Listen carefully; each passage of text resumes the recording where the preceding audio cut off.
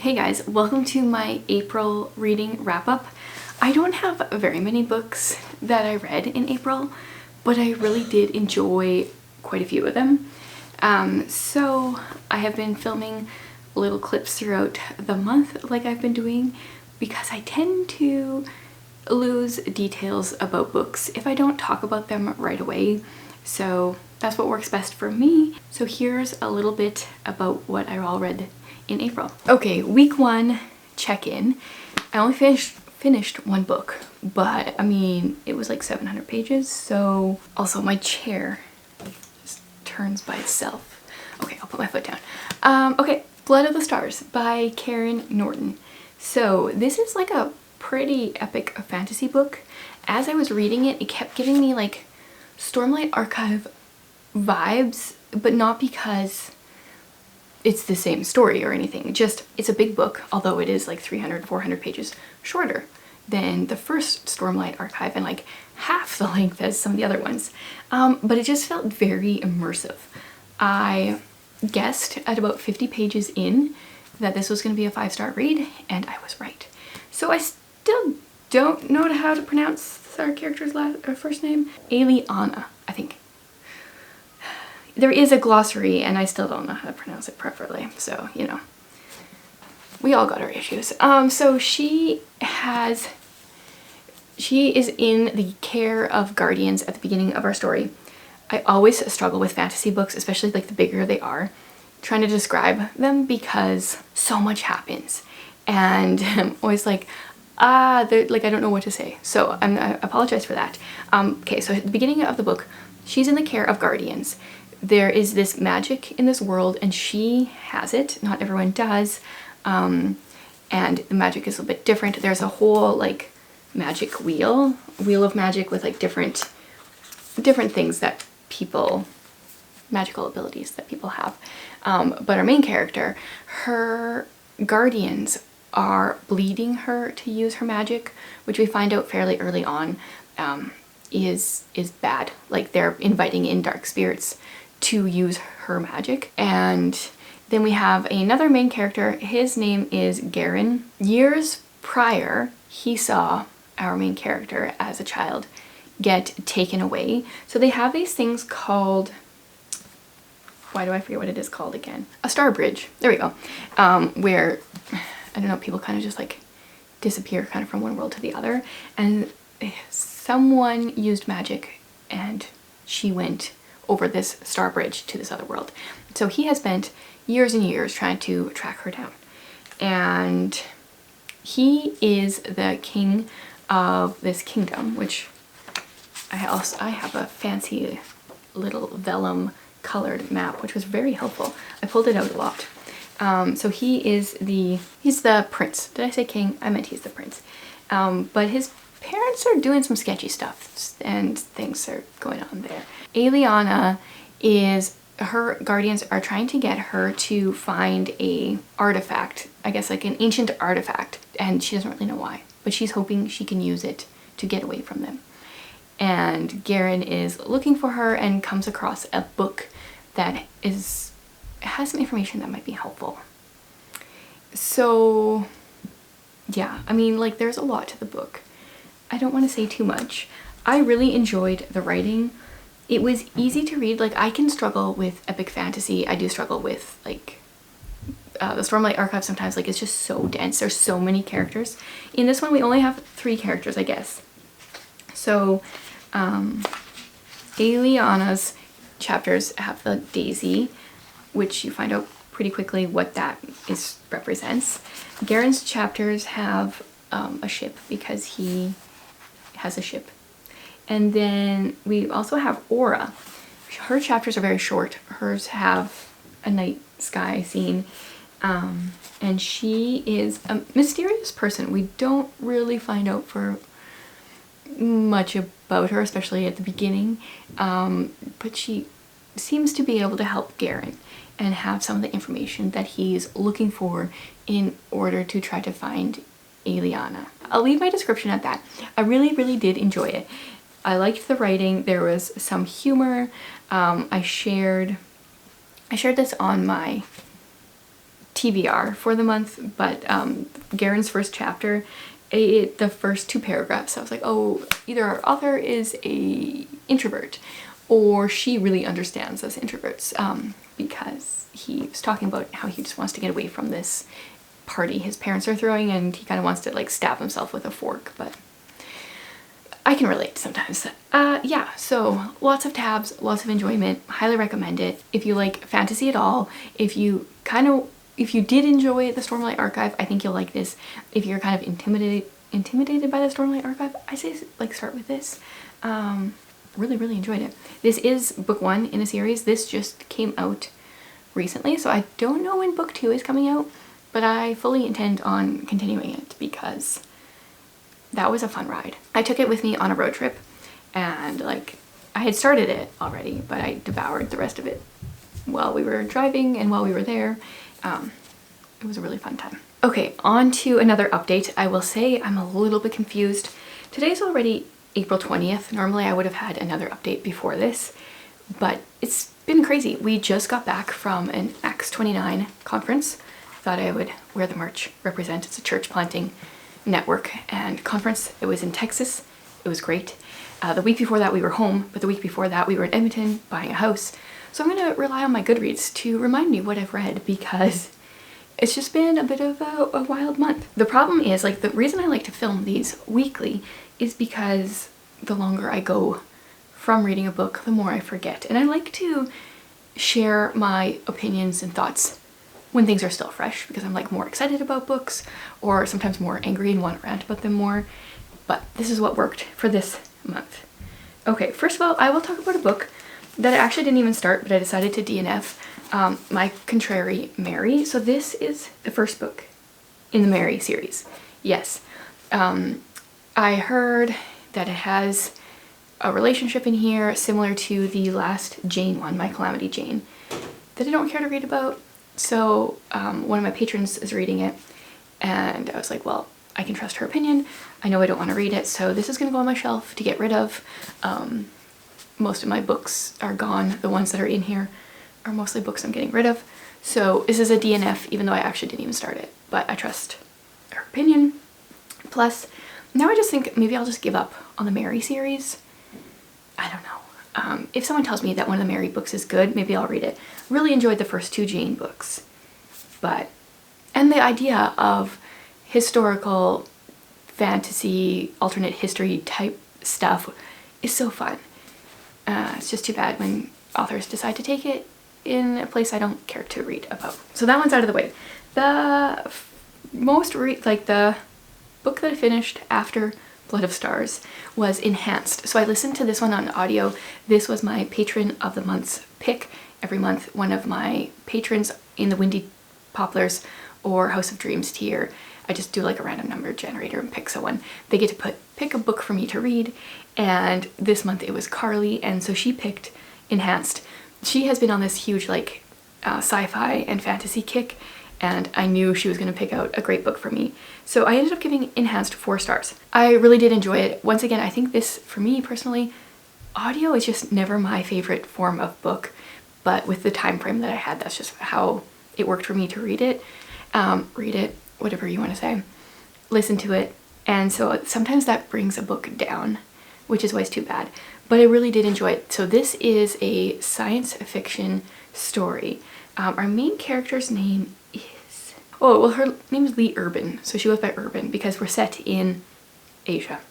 Yes, that still messes with my brain, even though I know that. So she lives in a world where there are people who are enhanced. Pretty much everyone is enhanced for the most part. There's a few naturals, but they're like at the bottom of the chain. And to be enhanced, I think you have to, I don't know if it's like before you're born or like right at birth, your parents have to decide what you're going to be enhanced with. So there's like different areas that they could choose to pick for you. And Urban was actually adopted. Her and her older sister were adopted from an orphanage. And so they have an adopted, like an older brother who was a biological kid in this family. And then they adopted 2 kids. And everyone else is enhanced in the family, but Urban is actually a natural. And her parents are pretty high up. Her dad is an inventor, and I think he's an inventor. Well, he's quite well known. They own some properties, like they're pretty popular, and so the fact that they have a daughter who is a natural, like they try to cover that up and not, like, if people found out it would be a bad thing. And so Urban is just starting university at the start of this book, and when you turn 18 in this world, I really liked some of the tech. We'll talk about that right away. When you turn 18, you get a social score, so like a social score. The higher it is, like the cooler you are, the higher it is, and like it really fluctuates depending who you're seen hanging out with. Like if you take a picture with someone famous, your score will go up a couple points. I really enjoy the tech in this world. So they wear like contact lenses that, you know, like show them like maps and different things like that. And I love the futuristic feel, but also like not completely out there. Like I could actually see the world going this way in a few years. So Urban is at university, and she is told by somebody, like somebody hacks into her tech, which shouldn't be possible, to, like, they don't think she should go to university. They don't really say why, but they are kind of giving her a warning, but it's like so cryptic. Urban's not sure if it's like a threat or is it an actual warning. She goes to university anyway, and things unfold. I really did enjoy the story. I actually, like, thinking about it now, I'm like, why did I only give it 4 stars? Maybe it was a 5. I'm going to continue with the series, but like I like to do, I would like to get the physical copy. So that was the first book. The second one I finished was Drake Hall. So I read this via ebook because traveling. So this is book 2 in the after Wormwood Abbey. The series is called The Secrets of Ormdale. So this is the books are like novellas. They're really short. It's a series that's like Victorian fantasy, like gothic elements. It's really fun. So our main character's name is Edith, and she is a novelist. She writes mystery novels, but she keeps that on the down low. Only her family knows that. And at the beginning of Wormwood Abbey, they go back to like her father's childhood home because he's kind of inherited it. And there were some secrets. He thought he saw a dragon when he was younger, but it was always kind of like, did I see that? Did I not? And they get to Wormwood Abbey, and let me just say, dragons start appearing. And so book 2 is a continuation. Once again, I gave it 4 stars. I'm really enjoying this series. I think book 3 has just come out. And then from what I hear, we might have to wait a while for book 4. I feel like they're books that would be really good to read like in quick succession. I read Wormwood Abbey, I think, in December. I would love to read them like back to back to back. And because they're so short, it would be easy to do. So I'm not sure when I'm going to read Castle of the Winds is book 3. I kind of want to continue it, but then if I have to wait longer, maybe I just wait and then wait till the series is finished. I'm not sure how I'm going to do it. But this, originally I was going to use My Contrary Mary for my redhead for the Read Your Bookshelf challenge because April both sides are doing a redhead. But I didn't end up reading this. So I'm just going to use Drake Hall as my redheaded pick. And then if I come across any other books that have redheaded characters this month, those will count too. Doesn't really matter, you can read more than one. I have not yet decided where I'm going from here, if I'm going to follow the Montgomery track or the Doyle track. I feel torn. I could go either way. Next month I think is read a new to you author or a favorite author. And like they both sound good. So I haven't decided that yet. Okay, that was Drake Hall. Then on my flight to Texas and from Texas, the flight that actually went directly there and directly from I read The Chaos Grid. This is set in futuristic Texas, and it just came out April 9th. And so I thought this would be the perfect book to read while I'm there. And this is, yeah, like a dystopian science fiction story. And I gave this one 5 stars. Really enjoyed it. Probably because the physical copiness of this helps, like I said. So in this one we follow Juniper, and she is 17. She lives in, where is she actually living? In some kind of domed city. I don't know where she starts out. One of the cities in Texas.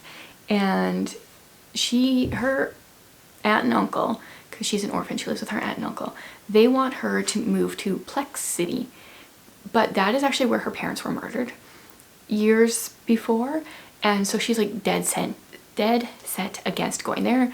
So she makes a really rash decision at the beginning of the book, and she decides to sign up to be a shipper, which is someone that lives outside of the domes. And like outside of the domes is a wasteland. We're in 2224, I think.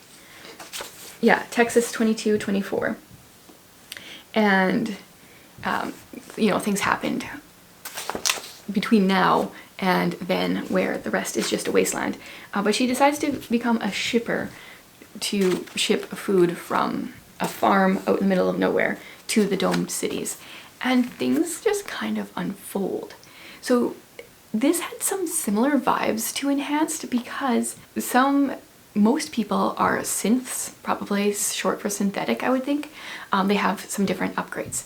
Juniper is actually a basic, which in Enhanced would be like enhanced versus natural. She dyes her hair blue to try to make it look like she has some upgrades, but she doesn't. Yeah, and so then while she is a shipper, she runs into some problems. I like mostly went into this blind. I knew it was Texas and domed cities, and then I didn't know anything else from there.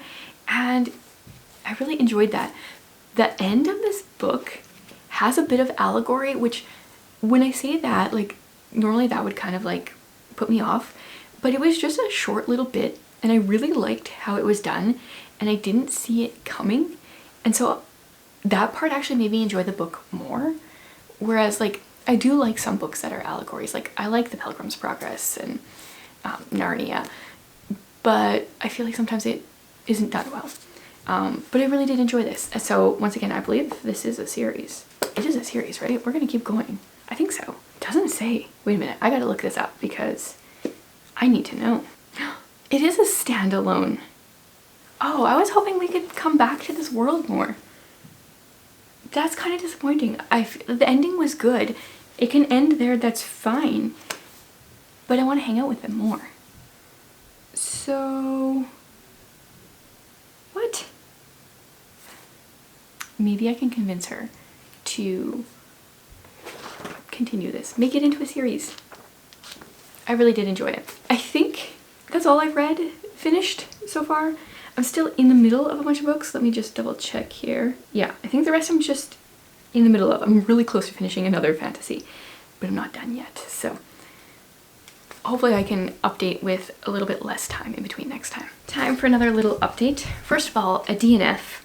I kind of struggled to DNF this book, but I just really couldn't get into it. So this is another one of those ones where I'm leaving my bookmark in here.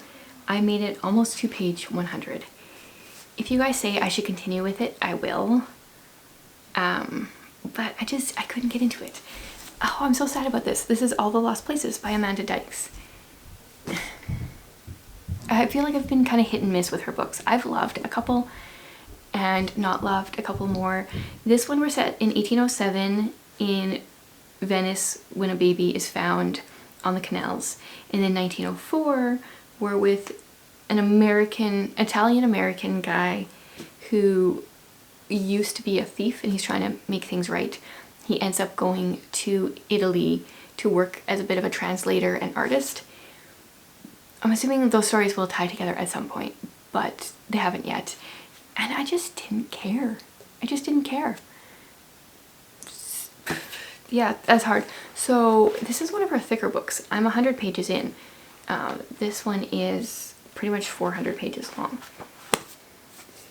Does it get better? Should I press on? Like, let me know because I don't know what to do. And then I did finish 2 books. The first one is Spin the Dawn by Elizabeth Lim. She wrote 6 Crimson Cranes, which I really enjoyed. I just shared about that in my fantasy book recommendations video. This one started out really well and then it just went downhill. So it starts out with Maya. She's the 3rd child of this tailor. She's the 4th child. Her older 3 brothers, 2 of them die in a war, 1 of them is injured, and then the emperor has this competition to see who's going to be his tailor, and so it's pitched as like Project Runway meets something else, I don't know what, which doesn't normally appeal to me. But I did enjoy it. So Maya goes and she impersonates her brother because women can't be tailors. And then there's this competition. And this part of the book I really enjoyed. But that should have been the entire book. I'm trying to see here. It's like, maybe it's even less than half the book. And then after that, Maya has to go on this quest. And the rest is just like a romance. That it felt like pointless. The story, this quest that she was on was really lame, in my opinion. There's a second book, Unravel the Dusk. I have no desire to read it. If this had just been the first portion of the book, this might have been a 4 or 5 star book. But then because of the second half, I think I gave it 3 stars, and that's feeling a little generous because it just dragged on forever and nothing happened at the end. Well, in the second half. So that's a little disappointing. One that I loved, I gave 5 stars, is my Agatha Christie of the month, The Secret of Chimneys. The writing in this book is so much fun. This was 1925, so we're approaching 100 years of this being published. In this one, we follow this guy named Anthony Cade. He's currently in, I think he was in Zimbabwe, somewhere in Africa, and his friend puts him on this quest to go deliver this stuff in England, but he does it under his friend's name. And he gets to England to deliver their like memoirs of somebody, to deliver them, and like all these attempts are kind of like made to get them, and like there's a lot more going on than is expected. And I really enjoyed a couple of the characters. So our main character is Anthony Cade. He quite early on meets this woman named Victoria, and their back and forth banter, like the first time he meets Victoria, he is helping her get rid of a dead body. And I wouldn't be like this in real life, but they're like so matter of fact that it makes for funny writing. In real life, I would be freaking out, and like that wouldn't be for me. But to read about, I like that. So like I have been doing with my Agatha Christie, I am having a whole separate video over on my Patreon for my Windy Poplars and House of Dreams tier, and sharing like very detailed thoughts. So I won't go into it, but I will say that I love the writing, I love the characters, and this is going down as another one of my favorites. And one final book to wrap up. I finished The Last Year of the War by Susan Meisner. I listened to this on audio, and it took me a long time to get through it. I don't know, I don't think it was even that long of an audiobook.